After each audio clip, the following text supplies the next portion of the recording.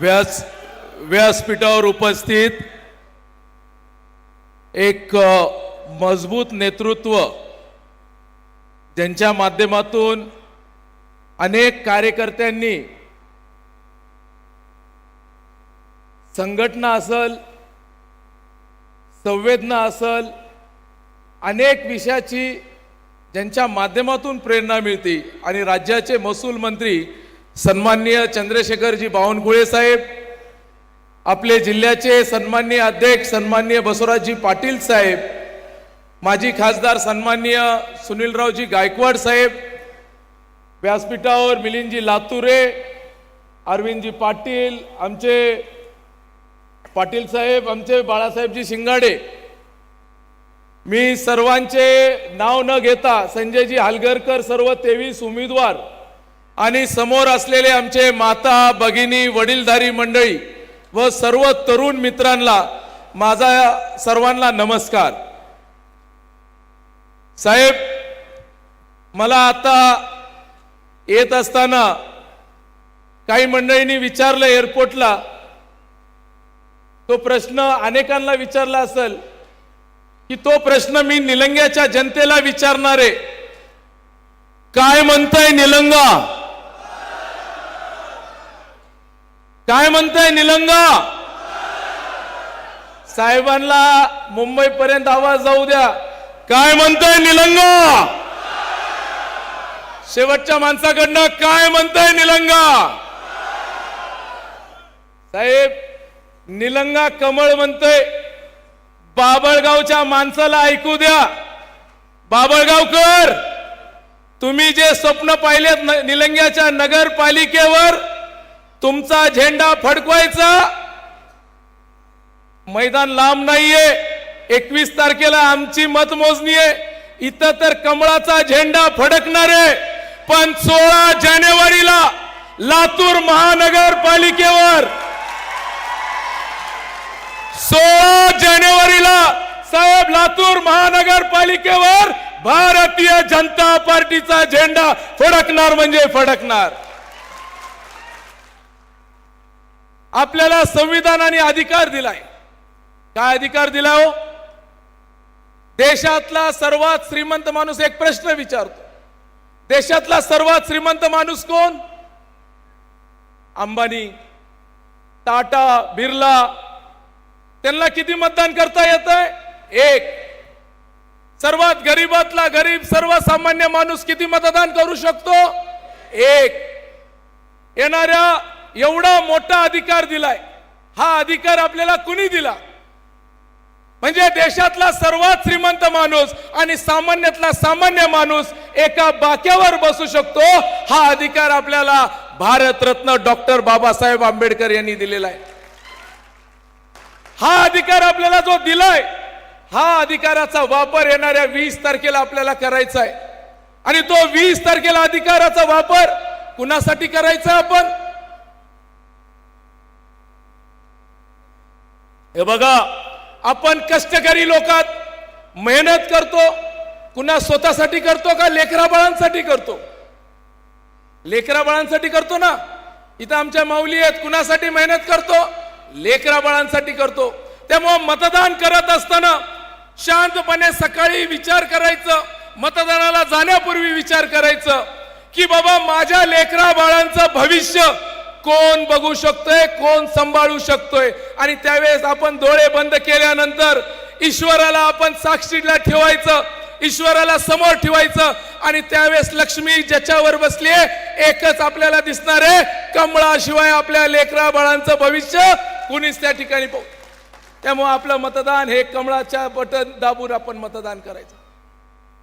साहेब, मला आज या ठिकाणी सभा घेत असताना एक आठवण आवर्जून आली।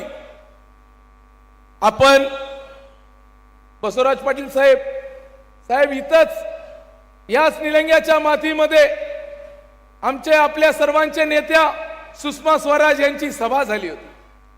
त्यांची मला आज आठवण इथं आल्यानंतर आली। माझ्या विधानसभेच्या वेळेस त्यांची सभा झाली होती।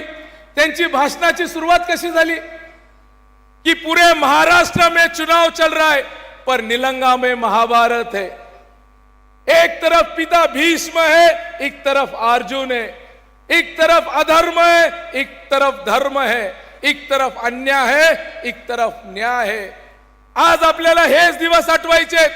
काँग्रेस म्हणजे अन्याय, काँग्रेस म्हणजे अधर्म, काँग्रेस म्हणजे पाप, काँग्रेस म्हणजे भ्रष्टाचार. आणि एका बाजूला जर आपण पाहिलं, देशाचे पंतप्रधान माननीय नरेंद्र मोदी साहेबांच्या माध्यमातून जो विकासाचा वारसा आपण घेतोय, आपण कुणासोबत चालायचंय? विकासासोबत आपल्याला चालायचंय. एका बाजूला भकास आहे, दुसऱ्या बाजूला विकास आहे. आपण भकासासोबत आहे का विकासासोबत आहे? आपल्याला मतदान विकासाला करायचंय. माझी आपल्या सर्वांना विनंती आहे, काल माननीय देवेंद्रजी फडणवीस साहेब विधिमंडळात बोलत असताना दोन महत्वाची भेट आपल्याला मिळाली. त्याच्यातली एक सर्वात महत्वाची भेट म्हणजे ही आपल्या तालुक्याला, आपल्या मतदारसंघाचा चेहरा मोहरा बदलणारी होय. साहेबांनी बोलत असताना, राज्याच्या मुख्यमंत्री महोदयांनी घोषणा करत असताना सांगितलं, मुंबईहून आता जर लातूरहून मुंबईला जायचं असेल किती वेळ लागणार म्हटले? 4.5 ते 5 तास लागणार. ते मुंबई लातूरहून मुंबई नाहीये, ते निलंग्याहून मुंबई आहे. हे आपण सर्वात लक्षात ठेवा. हा विकासाची यंत्रणा औरत शहाजानी पासून या रस्त्याची सुरुवात होणार आहे, जो हैदराबादला जाणार आहे. मुंबईहून हैदराबादला जायचं म्हटलं तर अहिल्यानगर, बीड, बीड लातूर, लातूर नंतर निलंगा, निलंगा औरत आणि औरत नंतर हैदराबाद. म्हणजे इथून 4 ते 5 तासात 8 पदरी रस्ता हा आपल्या गावाहून जाणार. हे विकासाचं काम हे जर कुणी करू शकतंय तर हे फक्त भारतीय जनता पार्टी करू शकते. इथं आमचे मायमौली बसलेत. आम्ही येणाऱ्या 6 महिन्यामध्ये तुमच्या सुरक्षिततेसाठी या निलंग्याच्या प्रत्येक काना कोपऱ्यामध्ये, प्रत्येक चौकामध्ये आम्ही सीसीटीव्ही कॅमेरे बसवणार आहे. या गावामध्ये एक साधा खडा जरी पडला तर त्या माणसाने ज्यांनी हा खडा पाडलाय त्याला पोलीस ताब्यामध्ये घेतील. माझ्या मायमाऊली, मला आपल्याला आवर्जून सांगायचंय, मी घरातून बाहेर पडतो, माझी आई देखील मला माहितीये, माझ्या त्यांना माहितीये सोबत पोलीस आहेत, माणसं आहेत, लोक आहेत, पण आईला काळजी वाटते की माझं लेकरू बाहेर गेलंय. घरी येऊपर्यंत आईच्या मनामध्ये रुकरुक असते. आपल्या सर्व माय माऊलींच्या मनामध्ये ते देखील रुकरुक असते, माझी बहीण बाहेर गेलीये, माझी लेक बाहेर गेलीये, ती सुरक्षित आहे का नाही. मी सर्व आमच्या माय माऊलींना शब्द देतो की या निलंग्यामध्ये प्रत्येक चौकामध्ये, काना कोपऱ्यामध्ये सीसीटीव्ही कॅमेरे असतील. माझ्या बहिणीकड आडव्या नजरेने, चुकीच्या नजरेने कुणी जरी पाहिलं त्याला लगेच पोलिसाच्या ताब्यात दिलं जाईल आणि त्याच्यावर ऍक्शन घेतलं जाईल. माझी माय माऊली सुरक्षित राहायला पाहिजे, ही भूमिका आपली असणार आहे. मला विरोधकांवर बोलायचं नाही, विरोधक बोलत असतात. मला आपल्याला एकच सांगायचंय, आवाज, आता विरोधक बोलत असतात, विरोधकांना विकासावर बोलायला जागा नाहीये, विकासाचा एक शब्द बोलत नाहीत. बोलत असताना संभाजी असा आहे, संभाजी तसा आहे. साहेब, मला आपल्याला आवर्जून सांगायचंय, माननीय बावनकुळे साहेबांना मला आवर्जून एक गोष्ट इथं सांगायची आहे की 20 वर्ष झालं, 20 वर्ष झालं या भागाचा, किती वर्ष झालं, 20 वर्ष झालं मी आमदार आहे का नाही म्हणून, तुम्हा सर्वांचा आमदार आहे. साहेब, या 20 वर्षामध्ये विरोधकांनी देखील सांगाव की संभाजी पाटील यांनी आम्हाला वाकडं बोलले, मोठ्या आवाजात बोलले. एकाला कुणाला मी बोललो वाकडं? माझा आवाज मोठा ऐकलाय कधी? कधी कोणता छोटा मुलगा जरी आला साहेब त्याला आवाजाव मध्ये बोलतो, कधी कुणाला वाकड्या नजरेने बोलत नाही. कधी त्याला 20 वर्षाच्या माझ्या आमदारकीच्या काळामध्ये कुणी जरी सांगाव, माझा जाहीरपणे विरोधकांनाही सांगणं, संभाजी पाटील मुळे तुमचा रुपयाचं नुकसान झालं असेल, या गावाचं रुपयाचं नुकसान झालं असेल, सांगा, राजकारण सोडून देतो. 20 वर्ष झाले साहेब आमदार म्हणून येत, निलंगा बंद कधी होऊ दिलं नाही. निलंग्यातल्या व्यापाऱ्यांचा व्यापार हा कायम चालू ठेवला. छोटे गाडेवाले असतील, भाजीवाले असतील, कधी निलंगा बंद होऊ दिलं नाही. काँग्रेसवाल्यांनी निवडणुका पुढे गेल्या, लगेच सांगितलं की संभाजी पाटील मुळे निवडणुका पुढे गेल्या. सांगितलं, माझ्यामुळे गेल्या का हो? जर निवडणुका पुढे गेल्या, ह्यांनी बंद करायची गरज नव्हती. ह्यांनी माझ्यावर बोलले, टीका केली, टिप्पणी केली, ह्यांनी सांगितलं, बरंच काही काही बोलले, बरेच चुकीचे शब्द वापरले. मी त्यावेळेस देखील सांगितलं, शांत पाण्याच्या जवळ आई वडील सांगतात, लेकराला सांगतात बाबा खळखळ पाण्यात चालतंय, पण शांत पाण्याच्या जवळ कधी जायचं नसतंय, कारण त्याची खोली किती आपल्याला माहित नाही. माझं विरोधकांना सांगणं, माझ्या शांतपणाचा वेगळा तुम्ही अर्थ घेऊ नका. आपण या जिल्ह्यामध्ये सुसंस्कृत जिल्हा आहे. आज आपल्यातून आपले जे नेते होते, ज्यांना बघून आपण आपलं नेतृत्व करतोय, माननीय निलंगेकर साहेब, माननीय चाकूरकर साहेब यांनी ह्या जिल्ह्याला सुसंस्कृतपणा दिलेला आहे. आम्ही कधी चुकीच्या पद्धतीची भाषा वापरत नाही. ह्याचा अर्थ असा नाही की तुम्ही काही पाहिजे ते बोलाल, पण माझी आपल्याला विनंती आहे, येणाऱ्या 20 तारखेला यांनी निलंगा बंद केलता साहेब, बसवराज पाटील साहेब, निलंगा बंद केला. बंद झाल्यावर नुकसान कुणाचं झालं? कुणाचं झालं नुकसान? जनतेचं झालं का नाही? भाजीवाला, गाडेवाला, चहावाला, टपरीवाला, दुकानदार, नुकसान झालं का नाही? ज्यांचं नुकसान झालं हात वर करा, म्हणजे मला सांगता येईल. हा, जवळपास सगळ्यांचं बऱ्यापैकी नुकसान झालं. नुकसान भरपाई पाहिजे का नाही?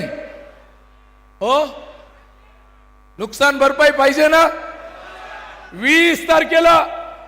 20 तारखेला कमळाचं बटन दाबा आणि परत कुणाची हिम्मत होणार नाही निलंगा बंद करायची. अशा पद्धतीने आपण हे करा. मी शेवटी जास्त बोलणार नाही, पुढचे अनेक कार्यक्रम आहेत, पण इथं आमच्या वडीलधारी मंडळी आहेत, मायमाऊली आहेत. तुम्ही मला सर्वजण आमदार म्हणून बोलतात का भैया म्हणून बोलतात? काय म्हणतात? भैया म्हणतात साहेब. मला कुणी आमदार म्हणत नाही, सगळे म्हणतात भैया. मी जर तुमचा भाऊ, मायमाऊली कुठे? जरा सगळ्या आमच्या मायमाऊलीनी बहिणींनी हात वर करा. भैया म्हणतात ना तुम्ही मला? जर मी तुमचा भाऊ, तुमच्या लेकरांचा काय झालो मी? काय? हा संभाजी पाटील तुम्हाला शब्द देतो, वचन देतो, तुमच्या लेकराचा हा मामा फक्त लग्नापुरतं माग उभा टाकणारा नाहीये, त्याच्या प्रत्येक आडी अडचणीमध्ये त्याच्या सोबत उभा टाकणार आहे. मी आपल्याला वचन देतो, या गावातला मुलगा तुमचा आमचा असो, असेल सर्वसामान्य गोर गरीब कोणत्याही घरातला असला, गेल्या वेळेस आम्ही साहेब घोषणा केली आहे, आपल्या येथील सर्वसामान्य गरीबाच्या मुलाला विदेशाला जरी शिकायला जायचं असेल, त्याला लागणारा पूर्ण खर्च असेल, हा खर्च आम्ही अक्का फाउंडेशनच्या माध्यमातून करू. माझ्या गावातला मुलगा शिकायला जायला पाहिजे. आपण नगरपालिका ही विकासाच्या माध्यमातून पुढे घेऊन जायची आहे, आपल्या गावाला पुढे घेऊन जायचंय. आमच्या पाठीशी साहेब, मी बावनकुळे साहेबांकडे बघत असताना साहेब एकच उदाहरण मी आपल्याला सांगायचंय. सर्वसामान्य गोर गरिबांसाठी इथं जे आपण घेतलेले निर्णय लिहिलेत, माझ्याकडे एक स्वाती नावाची मुलगी आली, तिचे वडील सोबत होते.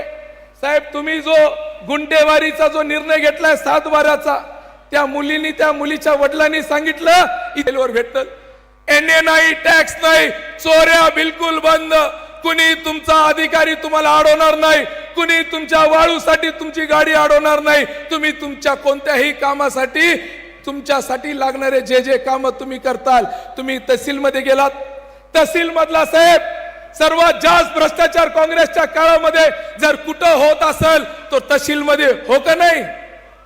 तो भ्रष्टाचार जर बंद करायचं काम या राज्यामध्ये कुणी केलं असेल, त्या व्यक्तीचं नाव आहे चंद्रशेखर बावनकुळे साहेब. आज ही व्यक्ती आपल्या इथं आलेली साहेब. आम्ही आता अरविंदनी म्हटल्यासारखं, माझ्यासारखा कार्यकर्ता जो 20 वर्ष झालं इथं या मातीमध्ये, याच भागामध्ये निळकंठेश्वराच्या आशीर्वादाने राहतो. मुंबईला तो म्हटला, साहेब मला मुंबईला आलं तरी 1 दिवसापेक्षा जास्त राहत नाही. मला म्हणतात, सुनीलराव म्हणतात, अहो तुम्ही मुंबईला का राहत नाहीत? मी 1 दिवसापेक्षा जास्त राहू शकत नाही. आमचा लगेच ओढ लगेच गावाकडे लागतो, मतदारसंघाकडे लागतो. पण साहेब, आता जे अरविंदनी बोललं, ते म्हणतात ना, आईला लेकराची काय लागणार आहे ते सांगायची गरज नाहीये. पाटील साहेब, संघटनेत आई म्हणून त्यांनी काम करतात. या लेकरांना, या गावाला काय पाहिजे हे पूर्ण माहिती माननीय बावनकुळे साहेबांना आहे. साहेब, या गावाला कमी पडू देऊ नका, या भागातून या गावाला कमी पडू देऊ नका. 2016 मध्ये आमच्या नगरपालिकेने, निलंगा नगरपालिकेने जिल्ह्यातली सुरुवात केली. महानगरपालिकेपर्यंत भाजप पोहोचली, 100% भाजप. आपण मला पालकमंत्री म्हणून केलं. या जिल्ह्यामध्ये महाराष्ट्रातला 100% भाजप करणारा जिल्हा हा लातूर जिल्हा होता. आणि आज देखील मी आपल्याला सांगतो येणाऱ्या सर्व निवडणुका बसवराज पाटील साहेब आपण सर्व मिळून जिल्ह्यातील सर्व नेत्यांना सर्वांना एकत्रित घेऊन महाराष्ट्रामध्ये सर्वात अधिक भारतीय जनता पार्टीच्या जागा कोणत्या जिल्ह्यातून निवडून येणार आहेत त्या जिल्ह्याचं नाव असणार आहे. काय नाव असणार आहे जिल्ह्याचं? काय म्हणतंय निलंगा? काय म्हणतंय निलंगा? काय म्हणतंय निलंगा? काय म्हणतंय लातूर? धन्यवाद.